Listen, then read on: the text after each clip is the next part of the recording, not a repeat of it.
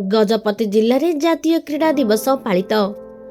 गजपति जिल्लार सदर महकुमा पारଳାଖେମୁଣ୍ଡି ଠାରେ जिला प्रशासन तरफରୁ ଜାତୀୟ କ୍ରୀଡ଼ା दिवस पाଳିତ ହୋଇଯାଇଛି।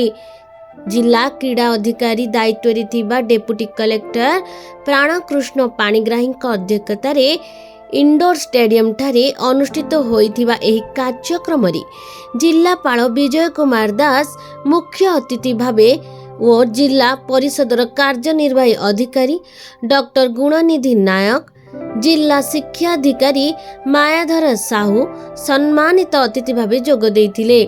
अतिथि माने देशर क्रीड़ा जगतर किंवदंती पुरुष तथा हॉकी तारका मेजर ध्यानचंद का फोटोचित्र रे पुष्पमाल्य अर्पण करथिले। एही अवसर रे मुख्य अतिथि जिलापाल श्री दास तृणमूल स्तररू क्रीडार विकास निमंते सरकार विशेष गुरुत्व देउछंती।